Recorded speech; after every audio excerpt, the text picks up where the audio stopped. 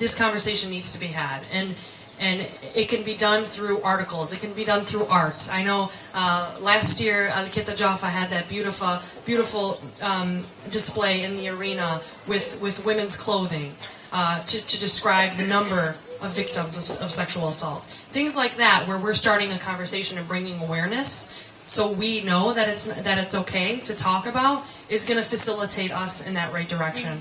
So if I can come back and talk about it, and I would come back and talk about it. I would love to do that, because I think that if we don't heal as a country, if we just push it aside, that it's only going to hurt us more. It's only going to hurt us in every single way, whether it be economically or in education.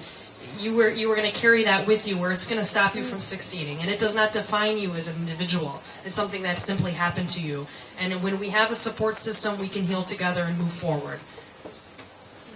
I'm sorry, I just ran. No, you're good. If you also want to know the programs. Do të është një bisedë rëndë, vështirë për me po as megjithatë nuk është do të thotë diçka turpruese, sepse askush nuk është perfekt, dhe nëse ka ndodhur kjo nuk është faji i ju. Megjithatë do të thotë sulmi seksual gjithmonë me ju, megjithatë është e rëndësishme që të lehtësohet, mësohet të bëhet kjo bisedë, sepse në fund ja për prindërit për shembull, pse duhet me qenë turpruese, pse duhet me jetuar për njerëz të tjerë, dhe ne si shqiptar akoma vazhdojmë me jetuar për të tjerë. Do të më shumë kujdesemi se çfarë mendojnë njerëzit e tjerë, se sa që do të kujdesesh për shembull për shëndetin e fëmijës tënd. Në këtë mënyrë do të thotë vetëm lëndojmë fëmijën, duhet të flasim, dhe nuk ka nevojë të që të fshihet kjo çështje. Duhet të flasim me shoqëri, duhet të flasim me bashkëshortët, madje ka edhe organizata të ndryshme, për shembull Amnesty International, që mundet me ndihmos organizata të tjera që janë pro grave. Duhet filloj biseda që në shtëpi. Pse shqiptarët e kanë ndjenjen që duhet të thotë me imbulu ato gjurmët e veta. E kuptoj për shembull nëse ke vrati kë, atëherë është në rregull të thotë mundohesh me mbulu. Megjithatë është tema për shembull që një shtat tjetër na ka lëndu duke përdorur të dunimin si mjat lufte, dhe për këtë arsye duhet të bëhemi bashkë të ecim tutje. Unë merrem çdo ditë me viktima të sulmeve seksuale dhe është e rëndësishme se si trajtohen këto. Sepse sidomos nëse është burr, atëherë mundet me u tërheq pastaj pak së drogës, pas alkoolit, do të thotë që mos të flas me këtë. Biseda duhet fillojë, qoftë për shembull përmes artikujve ose artit. Më kujtohet vitin e kaluar ka qenë kjo Al-Kita Jaffa që ka bërë artin, do thotë me veshje të grave, dhe është në rregull me fol. Do thotë nëse ka nevojë do të kthehesha dhe do të fleste. Gjithmonë do të thotë është vetëm një lloj lëndimi, na lëndon në mënyrë ekonomike, lëndon edukim dhe parandalon do thotë që të arrini diçka. Ajo që ka ndodhur nuk ju definon juve, nuk ju kufizon kush ju jeni. And then about the program. And then in regards to the program, And the party just started. And the party just started. party's here. In regards to organizations, I'm not aware of any organizations that exist here in Kosovo, but let's start one, right? Let's start one today. Let's be the person who decides, you know what, this is taboo. People for some reason seem to think they need to hide from it, even though they don't need to. Let's start an organization, or let's at the college let a counselor say, you know what, from Tuesday, every Monday or every Tuesday of the month, I'm going to have my door open, and it's anonymous. And if you want to come and talk about what happened to you, come. There's no judgment. There's no stigma. You're here to talk about what happened to you. Things like this, little things where people catch word of.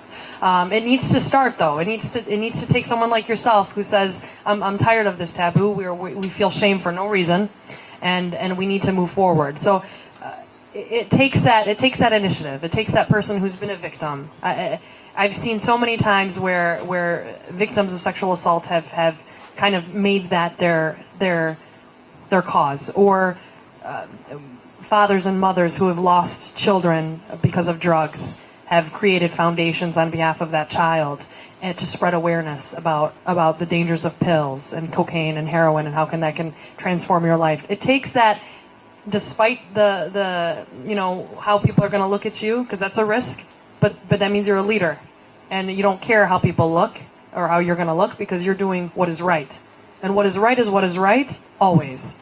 Whether you're in Kosovo or Michigan.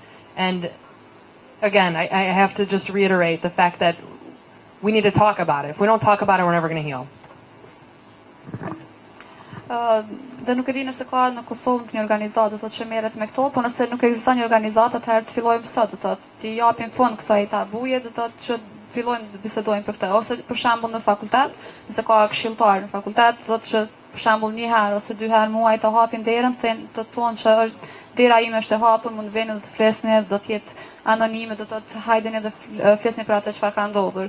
Do të ekziston nevoja për një person i cili është lodh nga këto tabu, do të ekziston nevoja për dikë që e merr nismën, ndoshta një person që ka qenë vetë viktim, sepse ka pasur shumë raste, për shembull prindrit ose do të babai, nëna që kanë pasur për shembull një fëmijë që ka vdekur, dhe atëherë kanë krijuar një fondacion duke shpërndarë, do të thotë duke ngritur vetdijen, qoftë për shembull për tableta, qoftë për shembull për kokainë, për heroinë, do të thotë kanë krijuar këto lloj fondacione.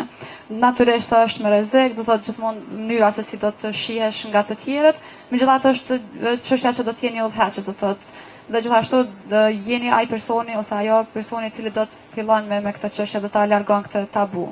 Qoftë në Kosovë, qoftë në Michigan, kudo që të jeni, duhet bëni lider, duhet bëni udhëheqës dhe të vazhdoni me këtë punë.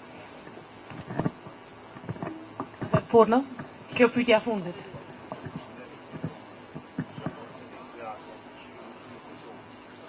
He would like to know if you plan to come back or if you'd like to come back.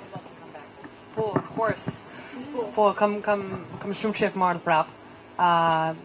Jam bela me punua këto, bela për viktimeve, për sexual assault, si politikë diçka, who knows? I have to say, I love being here. Every single summer, if I can come, I try to schedule my vacation here so I can come and enjoy the Riviera and also enjoy the people and explore different areas. But, I would love to come back to help, to do something more, to spread awareness, to contribute, because I'm blown away by how far in such a short amount of time places like Albania post-communist have come, or Kosovo post-independence, post-war have come. There is a lot of talent here. There's a lot of youth. There's a lot of hope. There's a lot of strength. You've suffered a lot. But past that suffering is a lot of success, a lot of happiness, and a lot of good times. And I would love to be a part of it in any way I can. And I'm impressed by the people here, how friendly everyone has been. And I know that going forward, Kosovo, Albania, I think is going to be the future of Europe.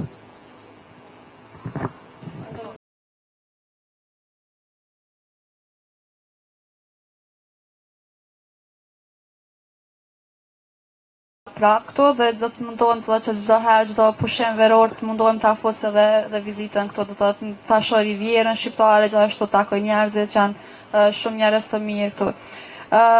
Sa i përket do të doja të kthesha edhe që të ndihmoja, do doja të kthesha që të kontribuoja punën time këtu. Jam shumë e lumtur me atë ndryshim që është bërë, qoftë në Shqipërinë pas komunizmit, qoftë në Kosovën pas luftës. Shoh që ka shumë të ri, që janë shumë të talentuar, ka shumë talent, dhe po shoh që do të ka edhe një kohë mjaft të mirë, është edhe e kënaqshme. Do doja të kthesha dhe sa përjetoja këtë, dhe gjithashtu më vjen mirë dhe jam shumë impresionuar se cili prej person që kam takuar është kaq i afërt, kaq miqësor. Unë emër të organizatës Gërmin, ju falenderoj shumë që ishte sot prezent këtu. Po ashtu është të rastin edhe një ta falenderoj Suzanën që ka marrë një rrugë të lartë për më qenë pjesë e këtij bashkëbisedimi.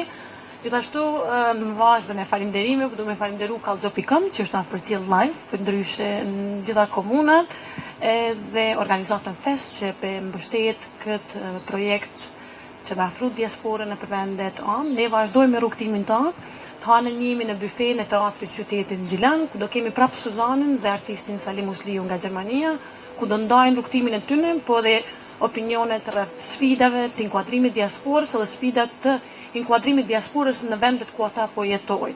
Po shpresoj shumë që në të ardhmen ky bashkëbisedim ju ka shërbyer sado pak për më marrë informacion rreth punës shkëlqyeshme që po bën Suzana. Unë po ashtu shpresoj që në të ardhmen do ta shohim Suzanën si shqiptar amerikane të parë në Kongresin Amerikan. Edhe pse nuk e shpaloj këtu që do të jetë ndoshta prapë do të kandidon, unë po shpresoj shumë që kandidon të ardhmen, se besoj që komuniteti jonë definitivisht ka nevojë për gratë fuqishme si ti që i qasën politikë dhe që shumëtisht e përqojnë zonin e komunitetit dhe kërkesat e komunitetit. Faleminderit shumë.